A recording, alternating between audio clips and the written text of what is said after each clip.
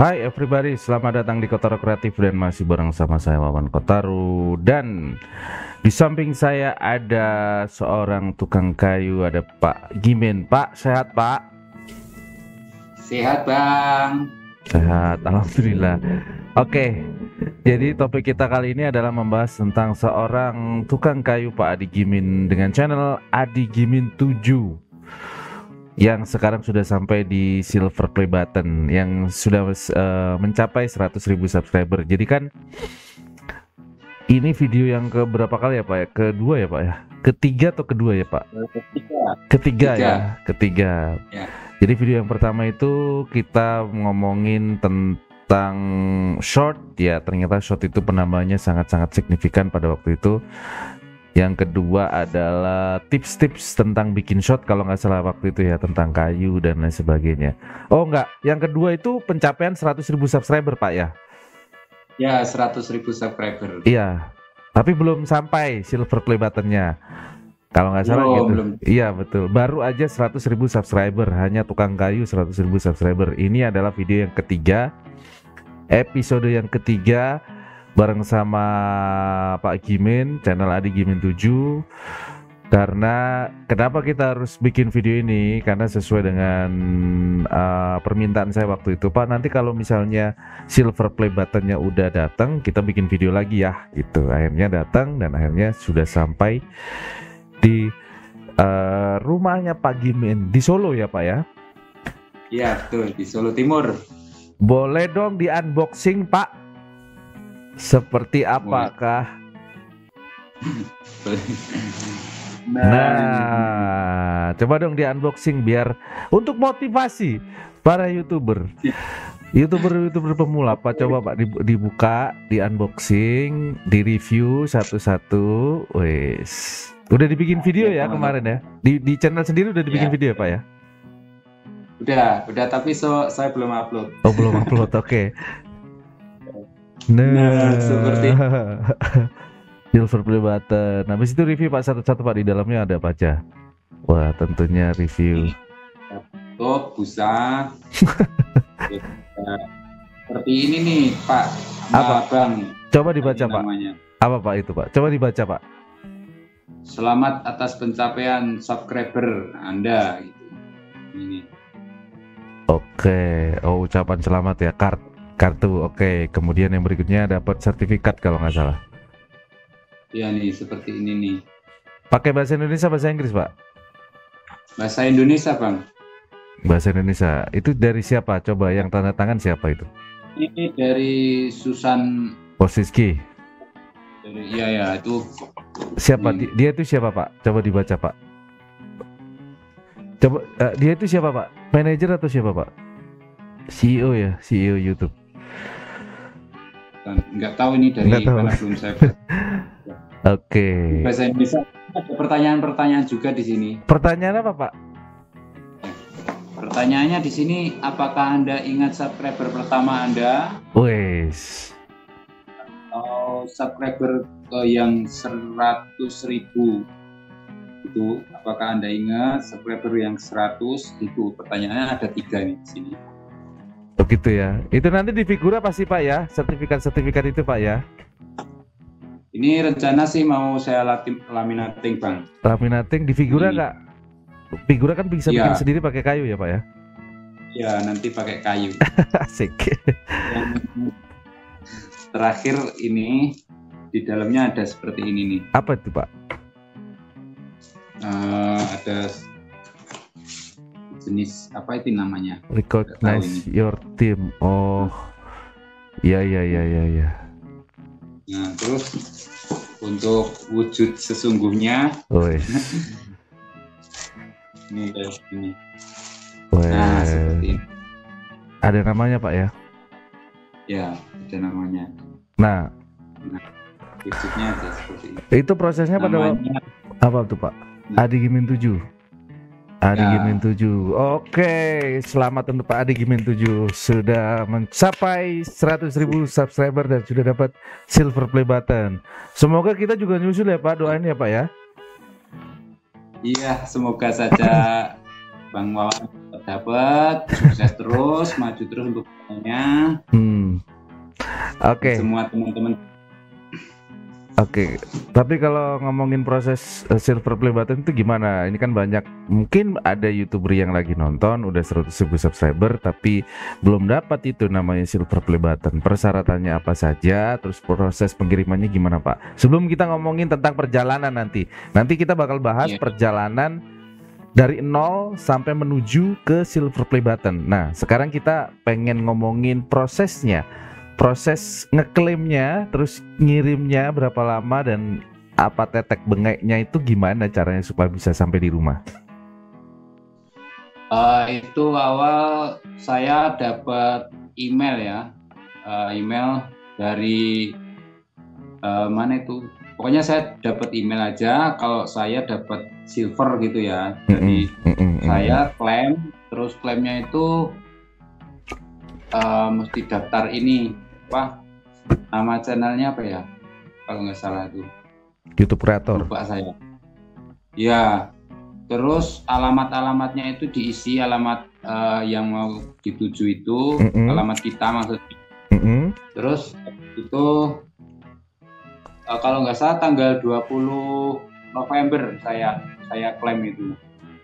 20 November 2022 ya. Terus sampai ini datang baru 3 hari kemarin. 3 hari yang lalu itu saya dapat pemberitahuan melalui WA Bang. Jadi bahwasanya saya dapat pengiriman dari YouTube. Terus harusnya sih datangnya kemarin karena saya tidak sabar ya. Jadi saya jemput ke tempat itu namanya COD. Jadi saya lebih cepetin aja, saya jemput gitu Bang. Ekspedisi. Masalahnya di mana tuh Pak? Ya. Ngirimnya di mana? Di kantor pos atau di JNE atau di mana tuh Pak? Di UTS apa ya? STU apa ya namanya? Saya lupa Bang itu. Di kota ya, pokoknya, di Solo ya? Ya di kotanya. Kalau nggak salah UTS apa UST gitu. Oh, ekspres gitu ya, luar negeri gitu kali ya Pak ya? Ya. Tapi saya nggak jemput ke sononya Bang. Dia mau nganterin, jadi seperti COD itu loh Bang. Iya. Terus. Karena saya sendiri nggak sabar waktu itu. Sebenarnya sih datang besok kemudian hari itu. Saya nggak sabar karena pas kemungkinan besok mau datang. Nah itu saya pas pergi dari rumah. Jadi saya nggak sabar. Iya. Karena saya mau pergi ke Purwokerto gitu ya. Jadi saya jemput. Hari itu juga saya dapat laporan mau dapat kiriman dari YouTube gitu ya. Saya jemput, terus saya sampai di rumah. Saya belum sempat unboxing, saya udah pergi karena saya keburu Ada acara ya Pak? Ada acara di Purwokerto gitu. Iya. Habis itu nyampe ya Pak ya. Gimana Pak perasaannya setelah silver play button datang gitu? Nyangka nggak? Karena selama ini kan mungkin awal-awal iseng atau hanya sekedar mendokumentasikan pekerjaan, dan akhirnya sampai di titik ini Pak, gimana perasaannya Pak Gimin? Perasaannya itu sudah senang sekali ya. Jadi saya juga bangga gitu. Maksudnya saya bisa menunjukkan bahwa konten saya itu biasa saja dan alat saya juga biasa saja. Jadi buat teman-teman jangan mengeluh, jangan istilahnya jangan frustasi apa gimana ya. Jadi yang penting semangat aja. Dan saya sendiri juga nggak nyangka bisa seperti ini gitu loh. Jadi dapat seperti ini tuh juga nggak nyangka sekali. Padahal kalau teman-teman bisa lihat punya konten saya itu biasa saja gitu. Dulu awal-awal ketika bikin channel nggak ada ya ambisi untuk sampai di silver play button. Mungkin pikirannya Pak Gimin hanya bisa monet aja udah seneng mungkin kayak gitu atau gimana Pak? Ada ambisi nggak untuk mengejar pencapaian, ambisi untuk ya 100.000 sampai di titik 100.000 subscriber, ada ambisi nggak waktu itu awal-awal? Awal-awal sih nggak ada ya untuk ambisi mendapatkan apa ya penghargaan sejenis ini apa gimana gitu. Saya nggak ada ambisi seperti itu. Maksudnya saya mau pokoknya monet aja, monet pikiran saya seperti itu. Nah setelah itu pun saya mempunyai pikiran monet itu aja sudah hampir 1.000. Jadi saya nggak kepikiran sampai segini 100.000 subscriber ini, nggak kepikiran juga. Nggak Jadi nyangka setelah ya? saya, iya nggak nyangka aja. Setelah saya monet, kepikiran saya dapat gajian. Ternyata ya seperti itulah, nanti perjalanannya teman-teman bisa lihat sendiri kalau teman-teman menjadi kreator.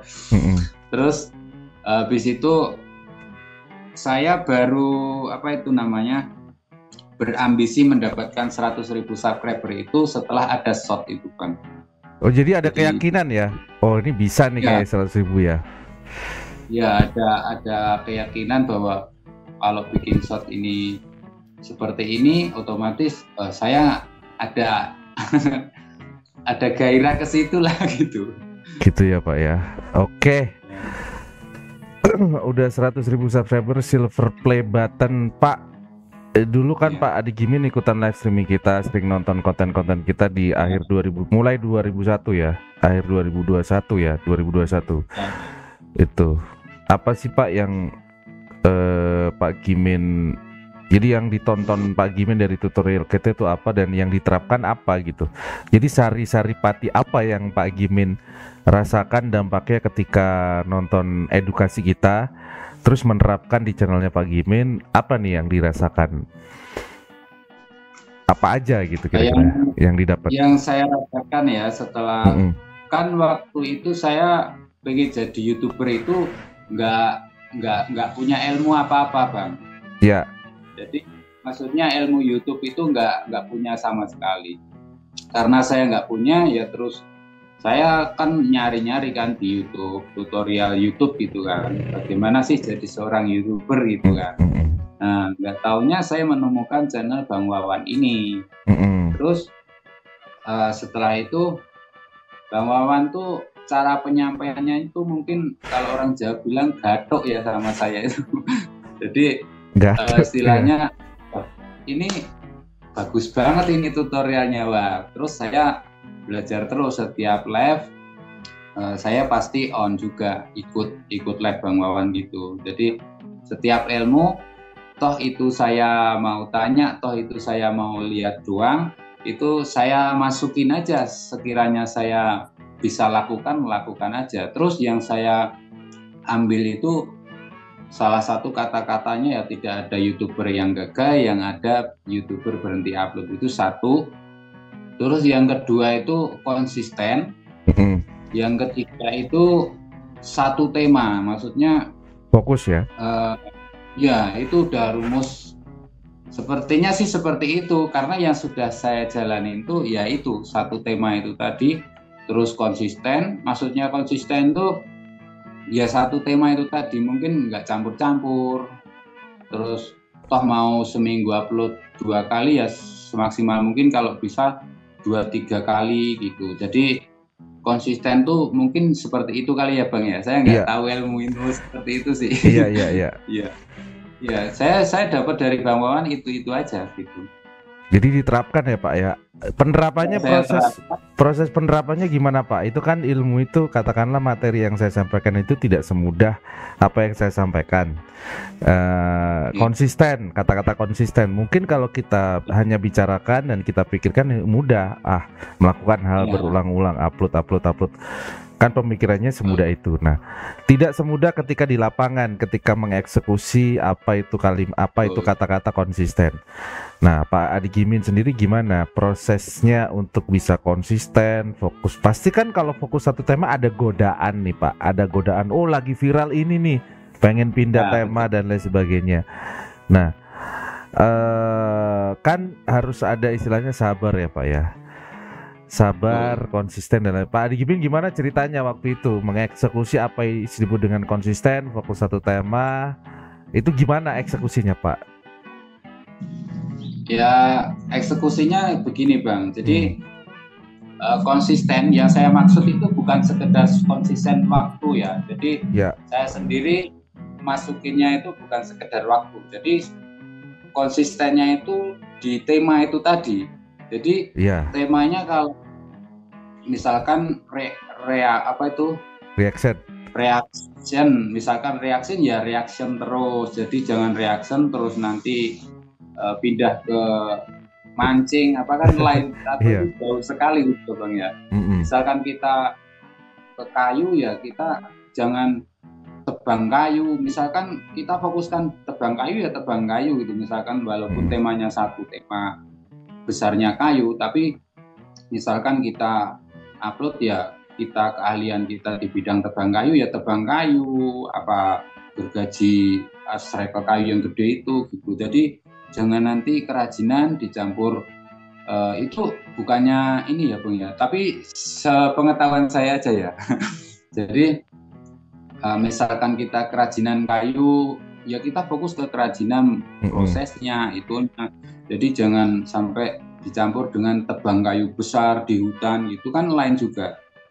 Walaupun satu tema besarnya kayu, gitu yang saya rasakan. Terus misalkan konsisten dalam bidang waktu, kalau konsisten ke waktu, kalau misalkan mau tiap hari upload sih bisa, cuman kan kita mesti edit, mesti segala kan belepotan juga itu Bang. Jadi saya ngaturnya bagaimana caranya, misalkan saya upload bisa tiap hari itu waktu saya bisa gitu. Maksudnya cara ngaturnya kita bikin video itu satu hari itu bisa 2 Bang. Jadi misalkan kita punya sehari upload 1, kita masih cadangan 1.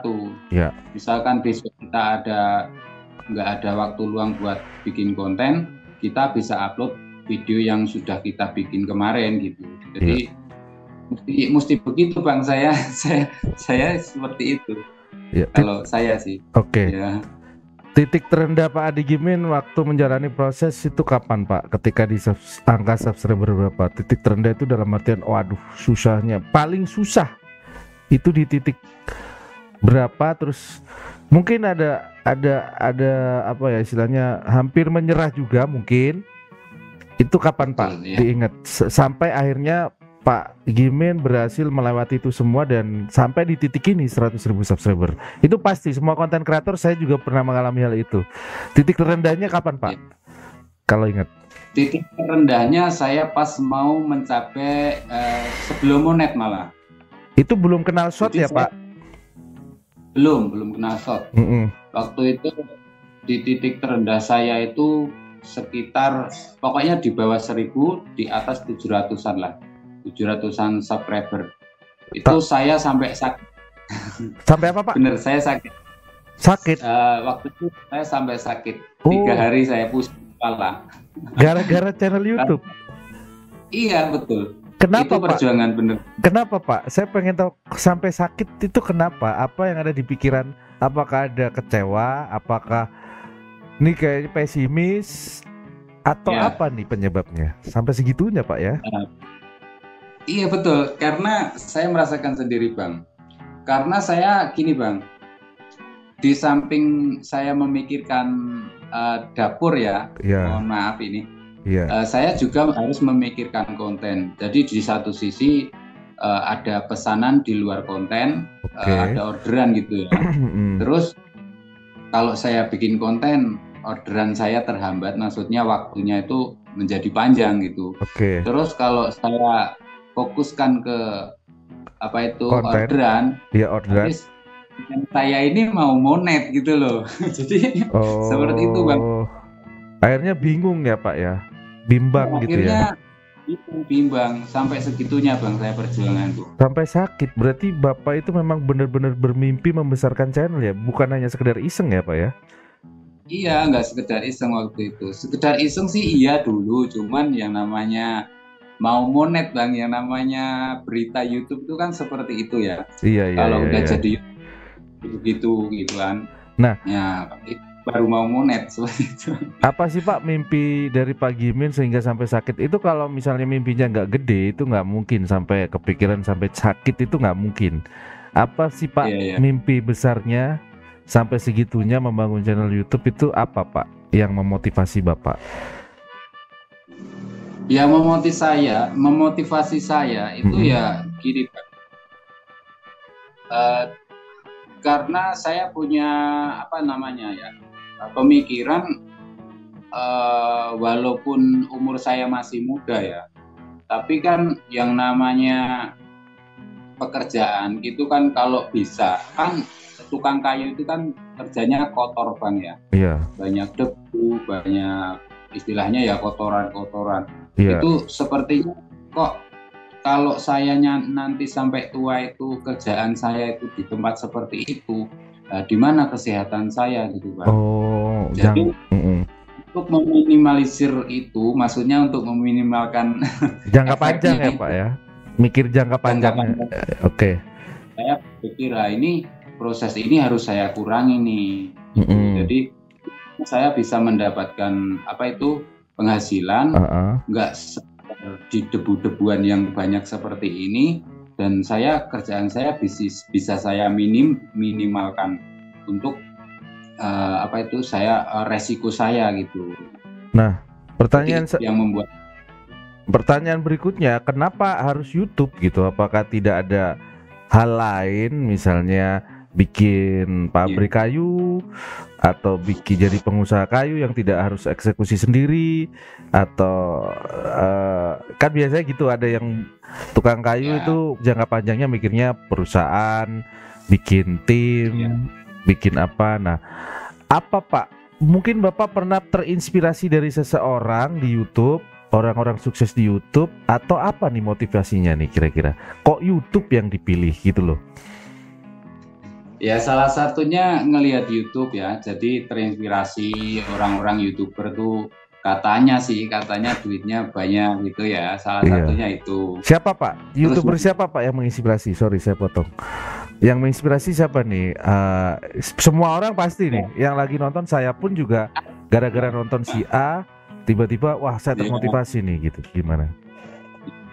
Yang saya lihat tuh ya sejenis artis-artis itu loh Bang. Jadi saya ngelihat ada apa itu ya, sebenarnya mohon maaf ini sebenarnya sih orangnya pas-pasan terus jadi YouTuber, itu jadi kaya, rumahnya bagus gitu ya. Nasibnya berubah ya Pak ya. Nasibnya berubah gitu. Jadi saya sedikit juga terinspirasi dari situ. Yang kedua, kenapa saya memilih YouTube ya, karena tidak bermodal apa-apa Bang. Jadi modalnya itu hanya kemauan aja. Jadi istilahnya kalau misalkan bikin perusahaan, bikin apa kan mesti kita pakai modal paling enggak ya. Jadi kalau YouTube kan enggak, kita cuma pakai HP kita ya, punya kita, apa yang kita suguhkan di dalam video itu udah. Kalau YouTube kan seperti itu. Cukup ini ya, cukup terjangkau lah untuk peralatan dan lain sebagainya, apa yang ada masih bisa ya Pak ya. Oke, Pak Adi Gimin, semoga bisa menginspirasi untuk everybody yang lagi nonton. Satu terakhir nih, kira-kira apa nih pesan-pesan untuk para YouTuber pemula yang lagi nonton, yang hanya sibuk mengejar angka, sekarang tergila-gila dengan angka, dan tips untuk bisa mencapai 100.000 subscriber itu gimana Pak? Pesan-pesannya Pak Adi Gimin. Ya pesan-pesannya aja untuk teman-teman ya. Sebenarnya sih saya sendiri juga kurang yakin, tapi saya semampu saya mau menyampaikan bahwa konsisten dalam arti yang saya sampaikan tadi, konsisten waktu, konsisten tema gitu ya. Jadi terus yang kedua, buat teman-teman fokus aja di kalau belajar di ini Bang, apa ya, analitik.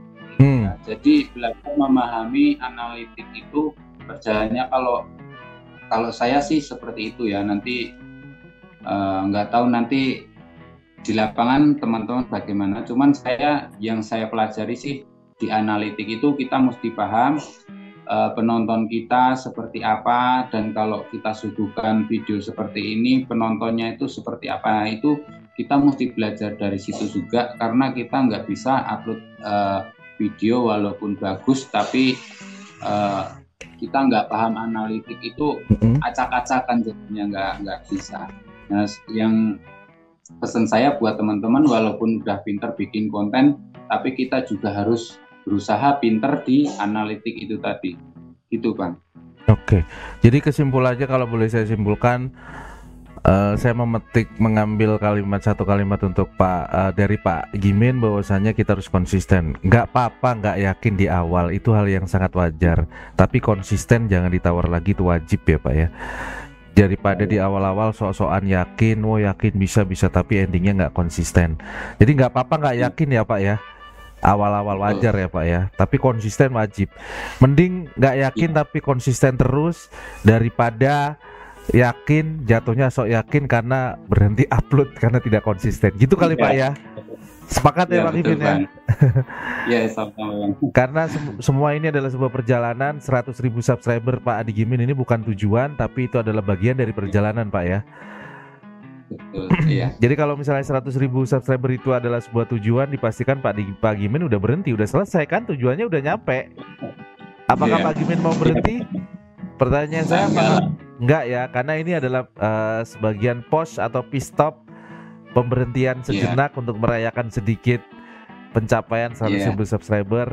Jadi channel Adi Gimin 7 akan terus, nggak berhenti di 100.000 subscriber. Nanti ketemu lagi di 1 juta subscriber ya Pak Gimin ya.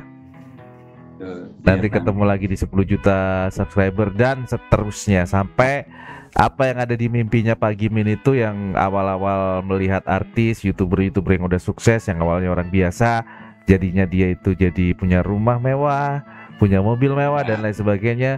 Semoga saja bisa tercapai ya Pak ya. Terima kasih. Iya. Dan seperti itu. Tapi pesan saya, rumah mewah, mobil mewah, kaya itu bukan jadi tujuan, jangan sampai jadi tujuan Pak. Itu hanyalah sebuah dampak ya Pak ya, bonusnya. Iya. Terima kasih Pak Gimin. Iya. Sukses sama-sama selalu. Bang. Dan sukses. Terakhir, tidak ada YouTuber yang gagal, yang ada adalah YouTuber berhenti upload.